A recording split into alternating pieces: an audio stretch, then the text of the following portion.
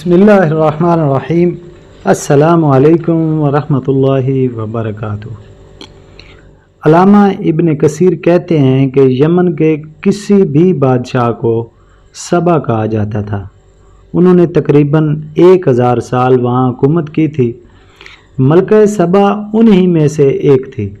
हज़रत ईसा अलैहिस्सलाम की पैदाइश से 950 साल कबल सबा ने हज़रत सुलेमान अलैहिस्सलाम के हाथों अपनी शिकस्त तस्लीम कर ली। सबा का पूरा नाम कुरान ने नहीं बताया और ना ही ये बताया कि वो यमन के किस हिस्से में हुकूमत करती थी। हाँ, यहूदियों के यहाँ सबा का नाम बल्कीस बताया जाता है। कुरान ने सबा की कहानी का छोटा सा हिस्सा बयान किया है जो कि इंसानियत के लिए निहायत सबक आमूज़ है। इंसानी फ़ौजें, जानवर, परिंदे, जिन्नात वगैरह हर रोज़ आकर हज़रत सुलेमान अलैहिस्सलाम के सामने हाज़िरी दिया करते थे और आपकी खिदमत बजा लाते। एक रोज़ हज़रत सुलेमान अलैहिस्सलाम तमाम मखलूक़ात की हाज़िरी ले रहे थे। उस वक्त हुदहुद को गैर हाज़िर पाया। आप अलैहिस्सलाम ने फरमाया, अगर हुदहुद ने अपनी गैर हाज़िरी की कोई माकूल वजह ना बताई तो उसे बड़ी सज़ा दूंगा या कत्ल कर दूंगा। इसी दौरान हुदहुद दरबार में आ पहुंचा और बड़ी इनकिसारी से हज़रत सुलेमान अलैहिस्सलाम से कहने लगा, मैं एक अहम मालूमात आपके लिए लाया हूं जिसको आप नहीं जानते। हुदहुद ने मज़ीद कहा, यमन में एक मलका है जो बहुत अमीर है, जिसका तख्त बहुत अजीम और अनोखा है। शैतान ने उसको और उसकी रियाया को गुमराह कर रखा है। वो लोग अल्लाह को छोड़कर सूरज की पूजा करते हैं। हज़रत सुलेमान अलैहिस्सलाम ने कहा, ठीक है, मैं देखता हूँ तुम्हारी बात कितनी सही और कितनी गलत है। ये ख़त लो और उस तक ले जाओ, देखो वो क्या कहती है। मलका सबा ख़त मिलते ही पढ़ने लगी। फिर अपने दरबारियों से कहा, देखो ये ख़त हज़रत सुलेमान अलैहिस्सलाम की तरफ से आया है। इसमें लिखा है, बिस्मिल्लाहिर्रहमानिर्रहीम। मुझसे आगे बढ़ने की कोशिश ना करना और सरकशी ना करना, बल्कि अपनी शिकस्त तस्लीम करते हुए मेरे पास आ जाओ। मलका ने अपने वज़ीरों से कहा, तुम जानते हो मैं तुम्हारे मशवरे के बगैर कोई काम नहीं करती। मुझे बताओ इस ख़त का क्या जवाब दूँ। मुशीरों ने कहा, आप फिक्र न करें, आप अच्छी तरह जानती हैं कि हम बहुत ताकतवर हैं। आप जो भी हुक्म देंगे हम हाजिर हैं। मलका सबा ने मुशीरों से कहा, यह बात सच है कि हमारे पास बहुत ताकत है, फिर भी हमें हज़रत सुलेमान अलैहिस्सलाम के ख़िलाफ़ कुछ करने के बारे में बहुत मुहतात रहना चाहिए। पहले तो हमें हज़रत सुलेमान अलैहिस्सलाम की ताकत का अंदाज़ा लगा लेना चाहिए।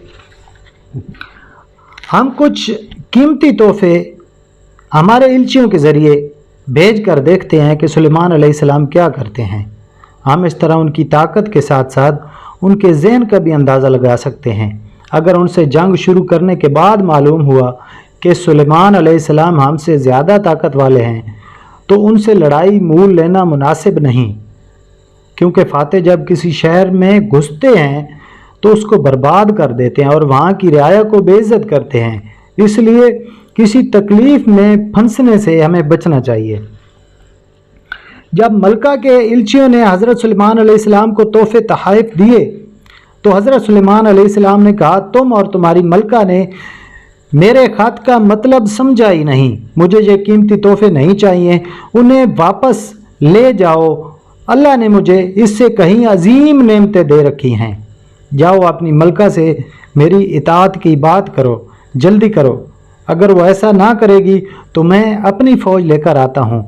जान लो कि तुम मेरी फ़ौज का मुकाबला ना कर सकोगे। हम तुम सबको तुम्हारे मुल्क से निकाल कर बेइज्जत कर देंगे। मलका सबा के आदमियों ने हज़रत सुलेमान अलैहिस्सलाम का ये धमकी भरा पैगाम उसको पहुंचा दिया और हज़रत सुलेमान अलैहिस्सलाम की ताकत भी बता दी। ये भी बता दिया कि इंसानों के अलावा जानवरों, परिंदों, जिन्नों वगैरह पर भी हुकूमत करते हैं। मलका सबा समझ गई, अब तो सुलेमान अलैहिस्सलाम से जंग करना अपने ही पैरों पर कुल्हाड़ी मारने के मुतरादिफ होगा।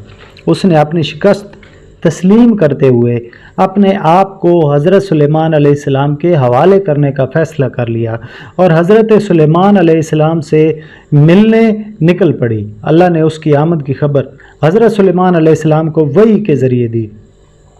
حضرت سلیمان علیہ السلام نے اپنے درباریوں سے کہا، میں چاہتا ہوں کہ ملکہ سبا کا تخت لایا جائے اور اس کے سامنے پیش کیا جائے۔ یہ کام کون کرے گا؟